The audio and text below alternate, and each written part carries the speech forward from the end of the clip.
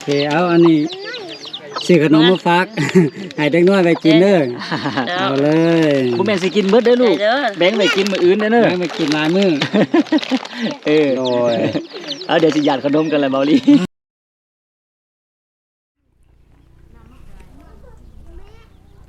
สบายดีพ่อแม่พี่น้องยินดีต้อนรับทุกท่านบ่ว่าจะอยู่ในประเทศต่างประเทศบาวลีก็ขอต้อนรับเข้าสู่ช่องของบาวลีอีกคือเก่าคือเดิมพ่อแม่พี่น้องกะมาพบพ่อกันในมื้อนี้บาวลีกับทีมงานเนาะได้มาอยู่ที่บ้านดอนใจเนาะเมืองห้วยทรายแขวงบ่อแก้วเนาะก็ได้มาพบพ่ออีกครอบครัวนึงที่ทางชาวบ้านเพิ่นได้แนะนำกันเข้ามาเนาะเฮาก็ได้เข้ามาเห็นตัวจริงแบบคร่าวๆเนาะก็เลยอยากมาสอบถามเรื่องราวรายละเอียดว่าเพิ่นเป็นอยู่จังใดเฮ็ดจังใดเนาะจึงมาอยู่ในสภาพแบบนี้นะก็ทีมงานเฮาก็ได้มาเป็นที่เรียบร้อยเนาะก็ตอนนี้ทางทีมงานก็พุ่นละอยู่ทางพุ่นเนาะเดี๋ยวเฮาจะไปสอบถามแล้วก็อู้ลมทางครอบครัวที่ทุกอย่างเนาะพร้อมๆกันพ่อแม่พี่น้องเอ้ยโธ่พ่อแม่พี่น้องอันนี้ก็คือเป็นบ้านดอนใจเนาะโอ้โธ่เข้ามากะจะประมาณนี้เลยพ่อแม่พี่น้องเอ้ยก็แนมไปเนาะทั้งนั้นก็เป็นภูผาป่าดุงเนาะทั้งนี้เป็นยางพาราเนาะแล้วก็ทั้งนั้นก็ขึ้นดอยเมื่อเนาะส่วนว่าเฮือนซานบ้านซองของเพิ่นพ่อแม่พี่น้องก็จะประมาณนี้เลยเป็นเฮือนมุงหญ้าคาเนาะพ่อแม่พี่น้องเฮือนมุงหญ้าคาแล้วก็บ่เป็นหญ้าคาเนาะเป็นหญ้าวายพ่อแม่พี่น้องเป็นหญ้าวายแต่ว่าเป็นเฮือนสู้ดินเนาะบนนี้เพิ่นก็ออกมาเป็นระเบียงเป็นระเบียงแล้วก็ทางนอกก็แอมด้วยฟ้าไม้แป้นเนาะสิ่งที่มันนักในตอนนี้ตามที่เบิ่งก็คือนี้เนาะหลังคานี่มันน่าจะใช้งานมาหลายปีนะก็เลยว่าผุพังไปประมาณนึงนะนี่กาดูกเมื่อแล้วล่ะพ่อแม่พี่น้องเอ้ยเป็นเฮือนสู้ดินเนาะเป็นเฮือนสู้ดินน้อยๆแบบนี้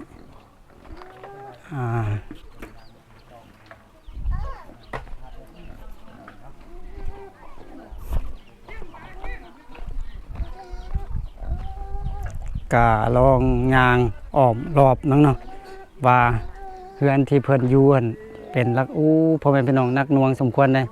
นี่เพราะว่าเฮาเบิ่งไปนอนนี่เป็นเฮือนต่ำๆนะพ่อแม่พี่น้องแล้วก็เอาแป้นอันหยังมาใส่หั่นแหละเนาะโอ้เพิ่นแบกพื้นสบายดีไปมันหยังมาเด้ไปให้มาแบกพื้นมาพร้อมโดยสบายดีโอ้เป๋วายมาพร้อมเนาะได้ของกินข้าวแรงโอ้ถูกพ่อแม่พี่น้องพุ่นเปิ้นเป๋แคมมาน่ะดอกแคมเนาะโถหลังจากที่ไปตัดอยู่ป่าพุ่นแหละแล้วก็มันไกลนะเพิ่นก็ได้แบกได้เป๋มาอันนี้เฮาสังเกตเห็นน่าจะฟาดสบายดีหน่อยโอ้พุ่นโถเอาดอกมันออกหมดแล้วเนาะเดี๋ยวนี้ไปก็มีแต่ลีกเอาขายเลยโอ้โถ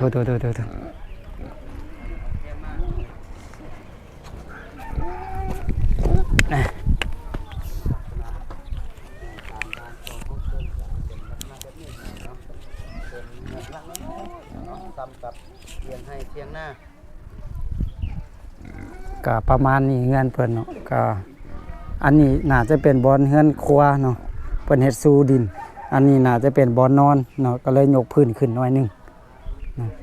ก็ฟ้าแอมตัวนี้เนาะเป็นฟ้าไม้เหี้ยสารลายคัดเนาะบอนนี้น่าจะเป็นบอนนอนพ่อแม่พี่น้องหลังคานี่ตามที่เราสังเกตก็คือเอาไม้ปองเนาะไม้เหี้ยมาใส่ไม้เหี้ยมาใส่แล้วก็มุงด้วยหญ้าบาย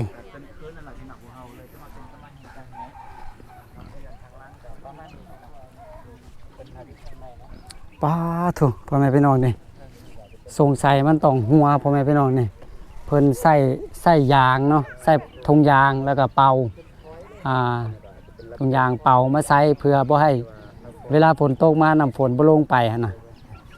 อันนี้นี่ก็ถือว่าโอ้พุ่นจนกรอบเลยพ่อแม่พี่น้องนี่เนาะเวลาเขาจับมาก็ถือว่า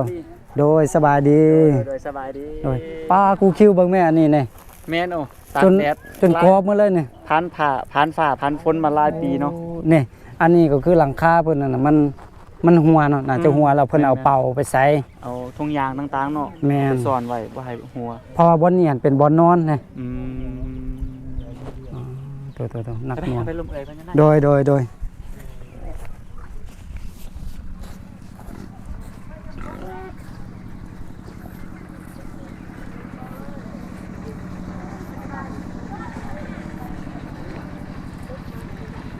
โอ้โถสบายดีแม่ สบายดีเนาะแม่เนาะ โดย เพิ่นเอามาทัวร์ เพิ่นเอามักทัวมาสู่กินนะ สบายดีเอ้ย สบายดีฮะลูก ได้กินข้าวเมีย โอ้ลูกเพิ่นน้อยก็สบายดีลูก อนุญาตเด้อเจ้า อันใด โอ้ยลูก โดยเอาผู้คิวนั่ง นั่งนั่งก็ได้อันนี้ก็ลูกเจ้าบ่เอ้ย โดน โอ้ผู้น้อยนี่ก็เป็นลูกอ่ะ นั่งนำแม่ไปลูกไปเสือ เสียใหญ่เตะบัน นี่ถูก ก็แม่เนาะลูกน้อยนะ ก็ไม่อีกนะพ่อ อ๋อ ลูกเอื้อยอยู่ไสมีจักคน มี โอ้อบอุ่นดี 3 4อันเป็นเบาใหญ่ อ๋อ แล้ว สบายดีเนาะลุงเนาะสบายดีไหมสบายดีลูก โดย สบายดีเด้อ หูความเนาะโดย หลอกเด้อมา เอ้ยอันนี้แม่นบ้านเฮาอยู่นี่แม่นบ้านดอนใจเนาะ เด้อ อ๋อขออนุญาตถามได้เด้ออันเอ้ยอันซื้อหยังเด้ ดวง ซื้อเอ้ยดวงเนาะ จ้ะ อายุจักปีแล้วก็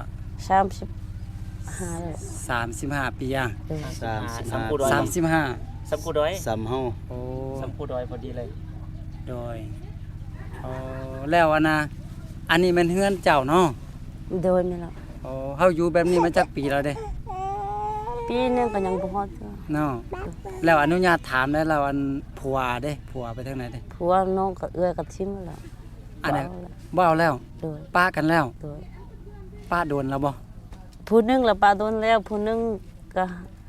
ถ้ามันหัวช่องเดือนก็ฮอดปีแล้วยังบ่เลย อ๋อผู้ทำอิฐอันเอากันมาแล้วก็มีลูกบ่ มีเขา3คนแล้ว 3 คนแล้วป้ากัน โดย แล้วก็เอาอีกผู้หนึง เอาผู้หนึงนั่นมีตัวนี้ อ๋อมีผู้น้อยนี่ จ้ะ แล้วก็ป้ากันเนาะ โดย แสดงว่าปะซองเถื่อ แสดงว่ามีผัวอยู่2คนเนาะ นี่ล่ะ เอาสันผู้หนึงทันเด้เจ้าเป็นลูก4คนแม่นบ่ โดย แล้วผู้หนึงไปใช้ ลูกกกพุ่นอยู่กับลาวพุ่นอยู่กับพัวเราอยู่โรงผ้า ผูกกกหันไปนำพัวผูกก้อนเนาะ เจ้า ไปนำพัวเพิ่นเลยบ่มาหาแม่เลย บ่ ผู้ชายอ่ะ ผู้ชาย จักปีแล้วผู้นั้น อายุ11 ปีแล้ว 11 ปีเป็นอายของอีนางเนาะ โดย อ๋อโดยสันขออนุญาตถามเด้ออันอีนางนี่ชื่อจังได๋ฮะ ชื่อนางเดือน นางเดือนแม่ดวง เจ้า ลูกสาวชื่อเดือน ดวง ลูกบ่าวชื่อเต้ เต้แล้วก็ลูกสาวนี่ได้จักปีแล้วลูก นี่ได้ 12อายได้13เนาะเขาเฮียนบ่ลูกเขาห้องได้ละห้องปหาเนาะอ๋อแล้วผู้น้อยหันเด้ล่ะ 12นี่ยังบ่เข้าเทื่อ บ่เขาเทื่อได้จักปีแล้วลูก ยังได้4ปีแล้ว 4ปีชื่อยังฮู้เพิ่นนั่น ชื่อนางมิตร นางมิตร โอ้มิตรส้มซื่อ โอ้มิดชิปเลยเนาะลูกเนาะ ยิ้มได้ไหมเดี๋ยวเบาลี่เสียขนมให้กินเด้ เยี่ยมเฮียกับพี่โต 12 ปี4ปีแล้วก็อีกผู้น้อยนี่ล่า ผู้ สุ น้ ด อย เลยเพิ่นซื้อจังฮู้นี่โอ้คิดดี ไอ้เบน ไอ้เบน โดย ป้าทุ ซื้อลูกคู่คิว ได้จักปีแล้ว คู่คิวเลย ได้แต่ปีเดียวซื่อ โอ้ลูกคอยก็ซื้อไอ้เบนเด้อ อ่า โอ้เบิ่งเพิ่นสิหายแล้วเอาหมู่บ้านเพิ่นไล่มา เดี๋ยวอันเฮาเอาขนมมาจอบเด็กน้อยก่อนเนาะ เอาลูก โดย กินขนมกันเนาะไอ้เบนเว้ยลูกของอัน เอาตั้งหันมาเลยเบาลี่ ลูกของไอ้ โยงเครื่อง ชื่อไอ้เบนแน่ ดีสุดอันนี้ ฟังความเด้อแสดงว่าตอนนี้ก็คืออยู่เรื่องหลังนี่มีแต่เอื้อยแล้วก็เรียนลูก3คนนี่ เจ้า โดยขอบใจนะ อันนี้เขาโรงเรียนแต่อันนั้นยังบ่ทันเขาเนาะ ทั้งตัวตัวนี้ กลัวตัวน้อยนี่เนาะกินนมแม่หรือว่ากินนมเสริม กินนมแม่ โดย ดยก็แต่ละมื้อหั่นอาชีพของผู้ใดยังเด้เป็นว่า ได้สิเพิ่นให้ อาชีพเฮ็ดไร่ เจ้า อ๋อปีแล้วนี่ก็เฮ็ดไร่บ่ปีแล้วนี่ เฮ็ด เข้าได้หลายบ่ ก็บ่ได้แต่ประมาณกุ้งกินแต่บางครั้งก็บ่กุ้ม เอากินนมไหม อ๋อแสดงว่าบางปีนี่ก็กุ้มกินบางปีนี่ก็บ่กุ้มเนาะว่าปีแล้วนี่ได้จักเป่าได้ปีแล้วนี่ ไปแล้วก็ได้แต่19เป่าซื้อ ได้19เป่าอืมโดย คนเดียวได้เขา19เป่าก็ถือว่าสมควรแล้วเนาะ โดย ยังบัวผู้น้อยนี่แหละ ก็กุ้มกินบ่19เป่า แม่ ก็สิบ่กุ้มแล้วหมดแล้ว 19เป่านี่บ่กุ้มเนาะโดย ไก่บ่ให้เฮานะ ใกล้แล้ว ไก่อ่ะย่างไปนี่ประมาณสักชั่วโมงก็ 2ชั่วโมงพอ 2ชั่วโมง โอ้อย่าง2ชั่วโมง โอ้ถูก ฉันคนเขาคนนำมาบ้านน่ะแบกเอา เบรกถ้ามีเงินก็จ้างบ่มีเงินน่ะเบรกเอง อันสำหรับเอื้อยนี่แบกเอง โดย ป้าอย่าง2ชั่วโมง จำเป็นแล้ว โอ้ สมควรเนาะ สู้ชีวิตเนาะ โดย บ่แม่นธรรมดาเว้ยพี่น้องเอ้ย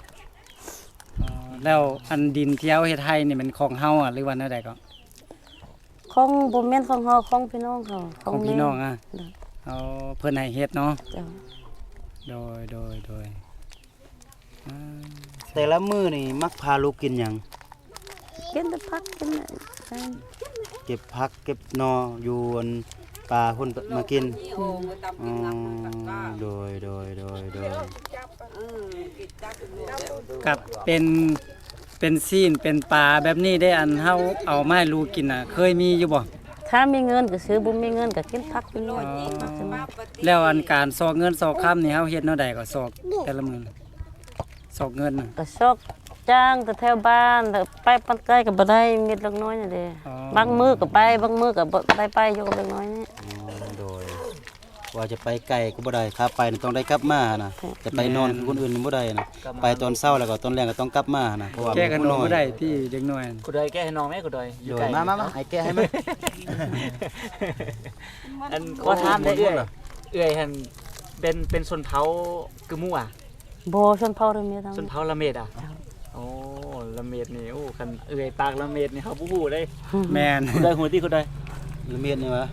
ว่า บ่อันถ้าเอื้อยเพิ่นเว้าอันเนาะเจ้าเข้าใจบ่ บ่เข้าใจแต่ว่าฮู้ว่าเป็นภาษาละเมียด โอ้ แสดงว่าเก่งกว่าเฮาไปคันหนึง เบิ่งมาสิปอก เมื่ออ่านปะ เออ ครูคิวจับก่อน มึง เด็กน้อยเพิ่นบ่ฮู้ปอกนี่เอาเลยเอา น้องเดือนนี่ปองเป็นอยู่กะ เป็นอยู่เนาะ เดือนเนาะดาวอะ เดิน เดือนเนาะเออแสงเดือนอืมสั่นบ่อนเอื้อยอยู่เดี๋ยวนี้ก็แม่นดินแม่นดอนเอื้อยอ่ะ ของแม่ปันให้ ของอีแม่ปันใหาย เจ้า อยู่เฮือนอีแม่มีลูกนำกันหลายคนบ่ เขามี5คนแล้วเขาเอาผัวไปแล้ว อ๋อเรา ก็ยังก็ เอื้ 2คนอยู่กับแม่จ้ะ ยัง2คนอยู่นำแม่ เจ้า เอื้อยก็เอาพัวแล้วก็อีแม่ปันดินนี่ให้ เจ้า ดินนี่ก็มาหอดบ่อนนี่ติบ่อนเฮ็ดขอกเป็ดขอกไก่นี่ก้า นี่บนนี่นี่ บ่อน บนใด บ่อนนี่อะ บน แถวๆนี่อะ โดยแม่นแล้ว สัตว์ บน แถวบนดังไฟนี่วะ เจ้า ขอกไก่บ่แม่นของเอื้อยอะ โบของไอ้แม่ อ๋อแต่ว่าของหมูทางลุงแม่นเนาะ จอนี่ยังแม่นอ เอยู่ อไปหอดหัวดินหน้าพุ่นเนาะ เดี๋ยวไปหดแล้วเข้าก็หัน อืม มันมีสีแดงกัน ก็พออยู่สันไฟฟ้านี่ก็คือโต๊ะจากแม่มาหรือว่าเอ่ยโต๊ะเอง จักแม่ โต๊ะจากแม่มา เจ้า อ๋อโดยอืมเฮือนนี่ก็แม่นเอ่ยว่ามาตั้งเฮือนนี้ได้ปีหนึง เจ้าแม่นแล้ว สันอนุญาตถามเด้อันพอลาวหันนี่ไปอันตอนห่างกันหันเฮือนนี่เฮ็ดแล้ว ยังบ่เฮ็ดเทื่อ สันตอนเอากันหันตอนอยู่นํกันหันเฮือนเอ่ยอยู่ อ ไส ยู่นำเขา โอ้ อ๋อไปอยู่น้ำพัว ไปอยู่นํพัว จักทางพัวแล้วมาแป้งอยู่นี่ หลังจากห่างพัวเรากลับมาก็เลยมาอยู่นี่ เจ้า อ๋อเฮ็ดเองนี่ เจ้าเฮ็ดเอง โตพี่น้องเอื้อย สม เพิ่น ค เฮ็ด วร เอ แน่ ง เนาะ อ่า เป็นไม้แป้นไม้ยางนี่เอามาทั้งใดเด้เอาทั้งใดมาเด้ ไม่แป้นก็อย่าคอนอย่าที่พี่น้องนั่นแหละ โอ้ เขาเอ็นดูก็ให้ทะละใบทะละช่องใบ โอ้มีพี่น้องช่วยพุ่นละแผ่น2แผ่นเนาะ เจ้า พอไม่เฮ็ดเฮือนเนาะ เจ้า ป้าแต่ว่าเบิ่งหลังคานมันอันนั้นหมดแล้วก็เนาะ โดย มันดุกเนาะ โลกแล้ว สมมุติว่ายามฝนมานี่มันหัวติ ก็สิหัวอยู่ ไผ ราะว่าเขาสังเกตเบิ่งทางหลังเห็นเอากระสอบอันหยังอัดไว้นั่น แม่ แม่นเห็นมีทุ่งยางมีเป่าเนาะ มันหัวเนาะ สิไปหาเงินบ่มีผู้ปัวนี่ก็เลยอยู่แบบนี้ อืม โดย เอ้าเอ้ยสังเกตเบิ่งอันยาที่เอ้ยเอามามุงนี่ปีหนึงมันเอ้ยเอาอันเก่าเขาจะมามุงอ่ะ เจ้าไม่แล้ว อ๋อ อันเก่านี่ก็ไปขอน้ำพี่น้ำน้อง เจ้า อ๋อบ่แม่นอันไม้ได้เนาะเบาหลี บ่แม่นอันใหม่ ถ้าอันไม้นี่มันจะอยู่ได้ยังกี่ลายก็2-3 ปี 2-3 ปีแต่ว่าอันนี้เป็นตัวเก่า เน็ตเฮาเบิ่งจากนี้ไปเลี้ยวเห็นฝ่าพี่น้องเนาะจังน้อยพาไปเบิ่งพี่น้องอ๋ออันแน่นอนแหละฝนตกมากับหัวเบาหลีเอ้ย แม่นตามเบิ่งหลังคาเนาะ แม่นเพราะว่าถ้าอันฝนตกฤดูอันที่ผ่านมาหั่นบางทีอาจจะดีกว่านี้หน่อยนึงแต่ว่าเดี๋ยวนี้ก็ผ่านมาหลายเดือนแล้วหั่นนะเนาะ แม่นอันน่ะต้องขอถามหนิดนึงเดี๋ยวนี้นี่เพื่อนเอื้อยนี่ตามเบิ่งนี่เป็นฟ้าเป็นหยังก็ถือว่าดีอยู่แล้วเนาะแต่ว่ามีแต่หลังคานะบ่ดีเนาะก็อยากได้เอาสังกะสีมามุงเนาะ เจ้า แต่บ่มีเงินเนาะ เจ้าไม่แล้ว เพราะว่าสิไปซองเงินก็ค่าลูกน้อยนี่เนาะ เจ้า ฟ้าก็ฟ้าห้างเลยเบาลี่นี่ฟ้า แม่นเนาะแนมนี่สอดไปเบิ่งนั่นเลยเนาะ ไปเบิ่งนั่นเลยฟ้าพี่น้อยเนาะนี่ บางห้าง โดย 2 นิ้ว 3 นิ้วนึงเข้าอยู่แหละหูตัวนั้นน่ะนะ แม่น เพิ่นก็สมควรเด้โตคนเดียวให้ชาวบ้านขอชาวบ้านมาเฮ็ดเฮือนช่วยเนาะมาช่วยแปลงเฮือนแล้วบนนี้ก็คือเอื้อยเฮ็ดไว้อยู่ซื่อๆเนาะ เจ้า บนนี้นะอืม โดยเดี๋ยวอันน้องก็ถามแต่อันเป็นหยังอันเอื้อยบ่กลับไปอยู่นำแม่หรือว่าอยู่บ่ได้อะหรือว่าเป็นแนวใด อยู่บ่ได้แล้ว อยู่บ่ได้แล้ว เจ้า โอ้คล้ายคือกับฮีตของกระหมู่เนาะ เจ้าเจ้า แสดงว่าถ้าเฮาเอาผัวแล้วก็ไปอยู่เฮือนผัวแล้วก็หลังจากที่ว่าเฮาห่างผัวเลิกกับผัวแล้วก็จะกลับมาอยู่เฮือนพ่อเฮือนเมียน่ะก็คือบ่ได้เนาะ เจ้าไม่แล้ว อ๋อมันเป็นฮีตเป็นคองของเพิ่น โดย ถ้าเอาอยู่นํเขาก็ต้องเฮ็ดของเพราะบ่มี อืม ถ้ามีเงินก็อยู่นํเขาในบ่มีเงินซื้อหมูเด้หรือแป้งที่เงินที่ห้องก็ได้ ถ้าจะกลับไปอยู่ก็เฮ็ดหีดคล้องไหม เจ้าไม่แล้ อ๋ ว อแต่ว่าถ้าว่าเฮาลำบากจังซี่ถ้าว่าเพิ่นมีหั่นแบบเป็นเขาเป็นเงินอีหยังก็เพิ่นก็แบ่งปันได้ที่มันบ่ได้ผิดขีดผิดคล้องที่ แบ่งปันกัน แม่ก็บ่มีข้าวมีน้ำเด้ก็ไปซื้อ อ๋อ กิน อีเมลนี่ก็สิเขากิน จ้ะ ถ้าที่อยู่นํกันก็คือสิหลายคนน่ะนะเนาะ อืม อยู่ก็คือสิบ่ร้อนกันตามเบิ่งนั่นน่ะ แม่น เพราะว่าแม่มันก็มีลูก แม่ อยู่ เรา นำ ก็ทึกเคยเข้าฟันหัวเราเด้เฮ็ดเวียกก็บ่ได้ เป็นมันหยังก็ ทึกเคยเข้าฟันเอาผ้ามาฟันหัวแบบ ฟันหัว เจ้า ป้า เป็นนี่มันบาดหมด อ๋อ อีแม่น่ะ โอ้ จะเฮ็ดเวียกก็บ่ได้ เฮ็ดอย่างนักบ่ได้เนาะ จ้ะ อยู่เฮือนซื่อๆเนาะ เจ้า โอ้ดีได้โชคดีบ่เป็นหยังหลายนะเบา แม่น ก็เป็นสัตว์ โอ้โทษนักหน่วงเนาะ โดย ก็เดี๋ยวเฮาขอถามคืนน้อยหนึงตอนนี้นี่ครอบครัวของเอื้อยก็ถือว่าลำบากแล้วเนาะ เจ้า อาชีพก็คือเฮ็ดไร่เนาะ เจ้า แล้วขอถามคืนนึงถ้าว่ามีผู้ใหญ่ใจบุญเพิ่นช่วยเหลือ เข้ามานี่เอื้อยอยากให้เพิ่นช่วยหยังบ่ ช่วยเอาสังกะสีก็พอแล้ว สังกะสีก็พอแล้วเนาะอยากได้สังกะสีมามุงเฮือน เจ้า พอมีบอลหลบแดดหลบฝนให้ลูกอยู่เนาะ เจ้า เวลาฝนมาก็สิบ่ได้หัวถึกลูกเนาะอ๋อ ถ้าได้สังกะสีก็คือมันลือตัวนี้แล้วก็มุ่งใช้ตัวเก่านี่เลย เจ้า ป้าคือสิบ่ได้ครูคิง มันบ่มีใหม่ได้ บ่มีไม้จริงมัน เห็นใหม่ทางล่างหันมันใหม่เอ่ยบ่ ไม่ของไอ้แม่เขาว่าอยู่นี่ อ๋อ งั้นหน่อยเฮาต้องมีใหม่ใหม่เรียนจังซั่นนะเบาลีนี่ทางล่าง โดย ไม่เลี้ยงเก้าเขา เอาล่ะ แกะพร้อมกูด้วย ขอบใจอีกอีกนกไปโอ้ทุเนาะ ทุโอลูกเอาขนมทุโอ กูชอบกันนี่ ทูเบิ่งทูเด้อขอบใจเบิ่งจะได้ขอบใจโดย บ่เห็นผู้น้อยนี่ยิ้มแต่ว่าลูก แม่นเนาะชื่อเดือนเนาะ เดือนแม่ซื้อดวงลูกซื้อเดือน เดือนน้องเข้าเรียนน่ะนะอยู่ปอหยังแล้วเด้ บ่หา ปอห้าแล้ว เขาอยู่บ้านเฮานี่เนาะ ม.1 ม.2 นี่อยู่ไกลบ่บ่ไกลอ่ะ อยู่บ้านเดียวกันนะ อยู่บนเดียวอ่ะ ออกไปย่างออกไปอยู่หึ ตาฟ้าพุ่น ตาฟ้าพุ่น มหนึ่งมสองอยู่ ไกล ท่าฟ้า เด้ เจ้า มันท่าฟ้าโอ้ สมมุติว่าน้องได้ขึ้นม.1สิเฮ็ดแนวใดได้ไปอยู่พุ่นบ่เข้า บ่มีเงินโตเขาเลย อันความคิดของน้องนี่ว่า ถ้าจบป .5 แล้วล่ะก็สิออกโรงเรียนอ๋อ ก็ย้อนว่าบ่มีเงินจะซื้ออุปกรณ์การเรียนเนาะอีกอย่างโรงเรียนก็ไกล อยู่ไกลอยู่ไกล แม่นแต่ว่าตามใจน้องนี่อยากเรียนต่อบ่ อยากเรียนบ่ เจ้าน่ะ อยากเรียนเนาะแต่ว่าน้องเบิ่งจากสภาพครอบครัวแล้วน้องก็คิดว่าอยากออก เอ็นดูแม่แล้วเนาะ แม่น น้องคิดอยากมาเฮ็ดเวียกช่วยแม่ เห็นแม่เลี้ยงลูกเลี้ยงน้องนี่ อืม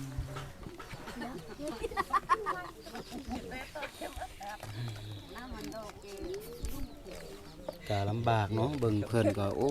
โถพี่น้องเอ้ยเนาะก็สู้ชีวิตสมควร ตามที่เห็นก็เอ็นดูผู้น้อยพี่น้องเนาะก็คือการเรียนพี่น้องเนาะน้องก็บอกเมื่อกี้นั่นแหละพี่น้องเอ้ยเนาะก็หลังจากจบป .5 แล้วก็สิออก ไปโรงเรียนทุกมื้อนี่ลูกย่างไปวะอ๋อโดยไปเข้าอยู่ดอนใจอยู่คุ้มเหนือเพิ่นว่าอ๋อย่างไปกิโลนึงกิโลปลายเนาะ ประมาณนั้นเฮาขี่รถเข้ามาเนาะ โดย บอลเฮาบอลอยู่หน้าทางพุ่นว่า โดยอยู่หน้าทางหลวงพุ่นแหละ ทุกมื้อไปนี่แม่เอาเงินให้ไปซื้อขนมอยู่บ่ บ่มี ซอกได้มาเล็กๆน้อยๆก็ให้เนาะ ให้แตละ2,000เพิ่นกีบตกกันนั้นแล้ว อืม จะให้ไล่บ่มี ให้ลูกพอได้กินขนมนํเพิ่น เจ้า เป็นเสือเป็นอันนั้นก็แม่ก็หาเงินมาซื้อให้เนาะเสือเขาโรงเรียนลูกมีจักสุด อ่า มี2ชุดเนาะมีเสือมีสินตัวอย่างละ2อันเนาะเกิบนี่ก็มีอยู่เนาะเกิบเขาโรงเรียนเนาะ บ่มี สั่นไปโรงเรียนลูกใช้เกิบตัวนี้บ่ เกือบ โดย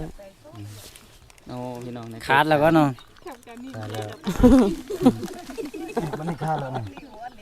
อัน เปิดแล้ว อันครูคิวเห็นครูดอยพกเกิบไปมาอยู่นี่เอาแจกผู้หน่อยแล้ว โอ้ยังเดี๋ยวจะมาให้น้องเพิ่น อยู่บนรถอ่ะ อยู่อันรถพุ่นแหละ แน่น่าจะถือได้บ่ในเมือง น่าจะได้น่าจะได้ เตียนน้องก็ยายเติบ ผู้เป็นแม่นี่น่าจะใช้ได้นะนี่ ได้เห็นของครูดอยยายเติบ เพ เล ราะ ย อัน เกิบเนาะ แม่เพิ่นก็ขาดแล้วพี่น้อยเนาะ งั้นเดี๋ยวของไอ้หน่อย เดี๋ยวลงทานนะเดี๋ยวจะกลับไปเอาเกิบกันลืม โอเค ใส่ละแจรถเมื่อกี้อ่ะ เนี่ย ใส่ละ เอาไว้เนี่ย โดย เอ้าเกจรถคิดว่าสิให้เอื้อยเพิ่นบ่แม่นว่า ถ้าให้แล้วเป็นของเอ้ย โน้เอาให้เอื้อยเลยก็แล้วเนาะนี่เพื่อนเอื้อยก็บ่มีเนาะรถจักรเนาะ บ่มีขนาดรถทิพย์ยังบ่มี รถทีบก็บ่มีเนาะ ที่ก็บ่มี โดยอันบ่ซั่นเฮาขอเข้าไปเบิ่งในเฮือนก็ได้ ได้ ได้เนาะ เจ้า ลองเบิ่งนะครูคิวเนาะ เด้อ เบิ่งบอลอยู่บอลกินเพิ่นว่าเป็นจังใดก็หลังจากที่เข้ามาปึ๊บ เบิ่งจัก เนาะ ตึก โอ้ก็จะเห็นเป็นเตาไฟ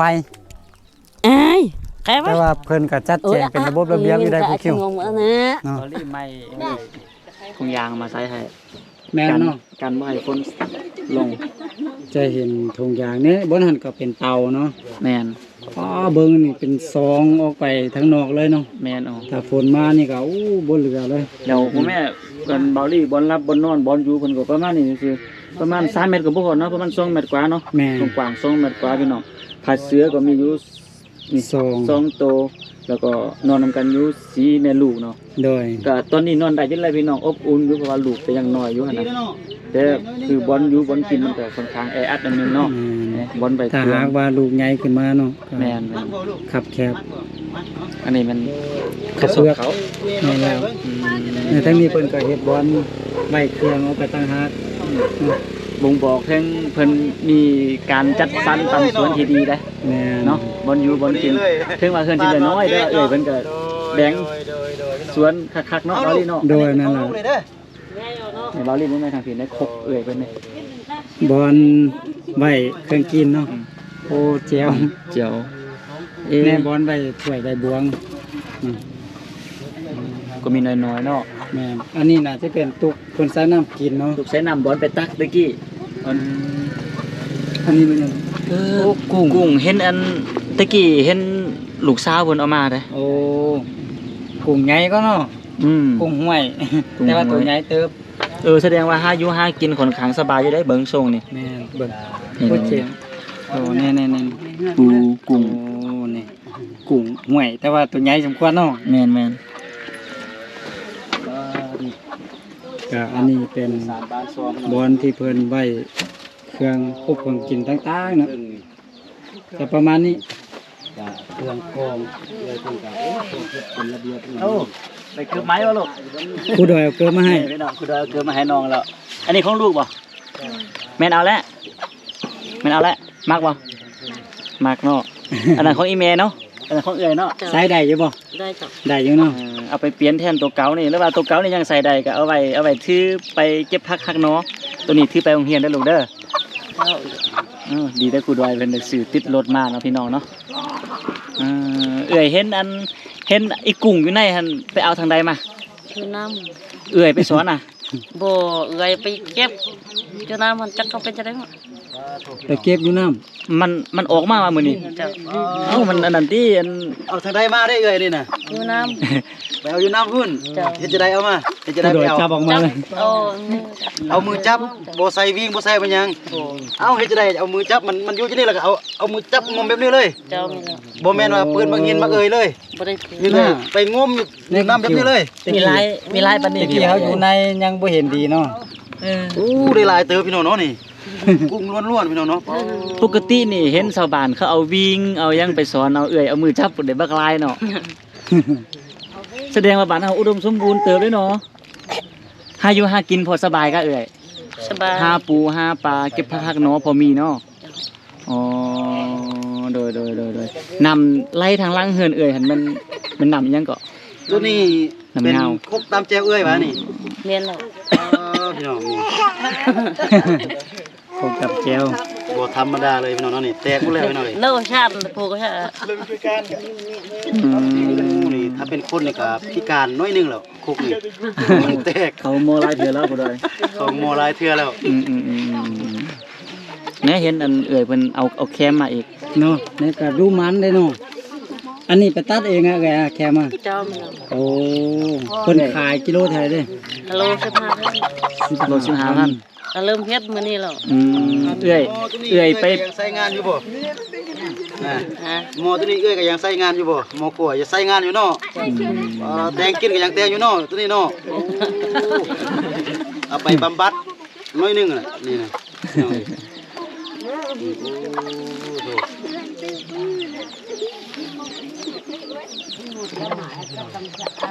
เพิ่นเนี่ยบ่รีเอื้อยเพิ่นไปป้าไปย่างเพิ่นถือเกือบตัวนั้นว่าเอื้อยเวลาเอื้อยไปป้าไปเฮ็ดเวียกถือเกือบตัวนั้นบ่ เจ้ามีแล้ว โพสต์แล้วก็เนาะ โปรดเบิดแล้วพี่น้อง แม่เนาะโพสต์แล้ว เวลาไปปลาไปเอ้ยเนาะเอ้ย เพิ่นก็ ใส่เกลือ สิซื้อเกือบ ขาดหมดแล้ว ตัวเองก็ยังเงินสิมาให้ลูกให้เต้าซื้อข้าวนอกข้าวนมซื้ออยู่ซื้อกินซื้อเสื้อผ้าให้ลูกเนาะบ่แม่นของง่ายชีวิต โดยทุลำบากเต็ เอ้ยสั่นจังซี่เด้อเด้อพวกน้องลืมแนะนำตัวพวกน้องก็มาแต่อันพุ่นแหละบ่แก้วพุ่นแหละมาพอดีชาวบ้านเพิ่นแนะนำมาอยากมาเป็นกำลังแห่งใจให้เอื้อยกับลูกๆนี่ เจ้า อืมเด้อเดี๋ยวมีอันทางแม่ทางอ้ายฮักเพิ่นฝากเงินมานำน้องเดี๋ยวน้องสิเอาไว้ฝากไว้นำเอื้อยจักเล็กจักน้อยเด้อให้เอื้อยเอาไว้ไปจกจ่ายอันใดที่จำเป็นเป็นเกลือเป็นเปียงนวยหยังก็ซื้อมาก่อนเด้อตัวใดที่มันจำเป็นเด้ออันนี้เป็นอันเงินของอ้ายอัดเพิ่นอยู่ทางชลบุรีประเทศไทยเพิ่นฝากมาเด้อ100,000กีบเอาลูกเอา เจ้า เ เจ้าทุกอย่างตัวใดที่มันจำเป็นกับพาลูกพาเต่าไปซื้อเด้อ เจ้า โดย โอ้โห ก็ของน้องก็จะมีอีกเนาะก็คือ200,000กีบเป็นเงินทางก็คือป่ามะลิสุวรรณพาณิชย์อยู่มินบุรีเพิ่นก็ฝากมาน้ำน้องแล้วก็น้องจะให้เอื้อย200,000กีบอันใดที่ว่ามันจำเป็นเอื้อยก็ไปซื้อคือประเภทข้าวประเภทน้ำเกลือแป้งนัวแฟบสบู่มันอย่างต่างๆนะที่ว่าเอื้อยจะใส่จำเป็นน่ะนะเนอะเป็นโดยกะเพิ่นก็เป็นเจ้าของเดียวนำเกลือบนี่แหละ โอเคเอาอันนี้ ซื้อขนมมาฝาก ให้เด็กน้อยไปกินเด้อเอาเลย บ่แม่นสิกินเบิดเด้อลูก เด้อ แบ่งไปกินมื้ออื่นเด้อเด้อ ให้ไปกินหลายมื้อ เออ โดย เอาเดี๋ยวสิหยาดขนมกันแล้วเบาลี่ บ่ซั่นก็เนาะ โดย เขาก็จะได้เข้ามาเป็นกำลังแห่งใจให้กับเอื้อยนะสู้ๆต่อไปเลี้ยงลูกเลี้ยงเต่าต่อไปเนาะ โดย ทางทีมงานเขาก็บ่มีหยังหลายมีผู้ละเล็กผู้ละน้อยหลายซอยช่วยกันสมทบเนาะ โดยก็จะประมาณนี้แหละเอื้อยก็เป็นจังใดก็ให้เอื้อยก็สู้ๆพี่น้องก็เป็นกำลังใจให้ มีหยังก็เฮาก็จะเบิ่งจะแยงกันไปแบบนี้แหละก็ให้เอื้อยสู้ก็คือบ่ต้องอกน้อยอกน้อยใจก็เดี๋ยวนี้ก็มีลูกอยู่3คนอยู่นำน่ะก็ให้เอื้อยสู้พยายามก็คือเบิ่งแยงลูกเลี้ยงลูกต่อไปหั่นมือหน้าลูกใหญ่ก็ลูกก็จะมาเบิ่งเอื้อยหั่นน่ะเด้อ เจ้า โดยเอ้ยเอาไว้โอกาสหน้าถ้าเฮามีบุญวาสนาต่อกันเดี๋ยวค่อยมาเห็นกันไหมเนาะ เจ้า แล้วค่อยมาเยี่ยมยามกันไหมเนาะ เจ้า สู้ๆพวกน้องเป็นกำลังแห่งใจให้เด้อน้องก็ตั้งใจเรียนเด้อเป็นเด็กดีฟังคำแม่ช่วยแม่เฮ็ดเวียกเฮ็ดการเลี้ยงน้องช่วยกันเด้อเดี๋ยวมื้อหน้าเฮาค่อยมีเวลาพบกันเองเนาะ โอเคฉันก็สำนีก่อนเนาะบาลีเนาะ โดยที่ได้ครับกันเด้อ เจ้า สบายดีลูกสบายดี สบายดี โดยสบายดีลูกสบายดีลูก พอดีทางนี้มีเด็กน้อยอยู่แจกขนมเด็กน้อยเอ้าโดยแล้วก็นี่เอาเลย นับ โดยเอาแม่เอาโดย บาลีอย่าลืมยายทันทีเด้อ โดย เจ้า เอามาไว้ว้าวเอา สิ โอเคเอาเลยเอาให้น้องจะได้เอาให้น้องเดี๋ยวนี้ โดย ได้ละ โอเคยังทางไอ้แม่เพิ่นน่ะยังไอ้แม่เพิ่นยังเหลือซ้ำนี้เฮาฝากไอ้แม่เพิ่นซะ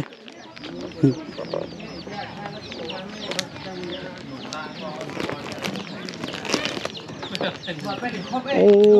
ปิดแคมป์เนาะเอากินขนมแจกมื้อให้เอา จะละลายเด้อ โดยใส่แม่ตะกี้น่ะเพิ่นเอาน้ำเอาในไปให้เขากินน่ะเอาขนมมาฝากเอา เจ้า โดยเอาไปกินเด้ออยู่ดีมีแห้งเด้อตะกี้เพิ่นเห็นเฮาเพิ่นก็อู้เอาน้ำเอาหยังไปตั้งให้เฮากิน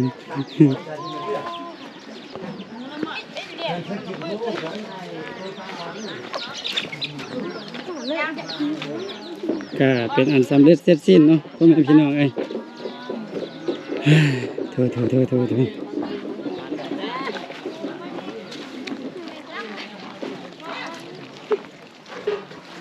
ก็ตอนนี้ก็เป็นตอนแรงๆเนาะก็คือทางชาวบ้านชาวซองก็เริ่มกลับมาหอมาเฮือนเนาะโอเคพ่อแม่พี่น้องเอ้ยตามที่เราสอบถามทางเอื้อยเพิ่นก็คือเพิ่นนั้นมีผัวอยู่2คนเนาะแล้วก็ป้าห่างกันแล้วแหละมีลูกทั้งหมดอยู่4คนเนาะผู้โกกันไปอยู่นำผัวเก่าเนาะแล้วก็มาเอาผัวที่2ก็มีลูกน้อยอีกคนหนึงอันน่ะก็ได้ป้าได้ยาได้ห่างกันตอนนี้เพิ่นก็เลี้ยงลูกอยู่ผู้เดียวเนี่ยอยู่นี่อาชีพก็คือเฮ็ดไร่เนาะเฮ็ดไร่เลี้ยงลูกเลี้ยงเต้าน่ะเงินคำกำแก้วก็ซองยากพอสมควรเนาะก็คือดังที่เฮาได้ฮู้นํกันตอนนี้เอื้อยเพิ่นก็คือต้องการก็คือต้องการแต่สังกะสีมามุงเฮือนซื่อๆเนาะก็สำหรับมาในครั้งนี้เนาะบ่าวลีกับทีมงานเนาะก็ได้เข้ามาพบพ่อแล้วเนาะก็ทางซ่องครูคิวก็ได้ช่วยเหลือไป100,000กีบเนาะแล้วก็ทางซ่องของครูดอยก็มีผู้ใหญ่ใจบุญเพิ่นส่งมาก็ช่วยไป200,000กีบเนาะก็ในมื้อนี้เนาะก็ทางครูคิวกับครูดอยได้ช่วยเหลือไปแล้วเนาะบ่าวลีก็มีแต่ซื้อขนมมาฝากรวมกันผู้ละเล็กผู้ละน้อยเนาะก็สำหรับบ่าวลีก็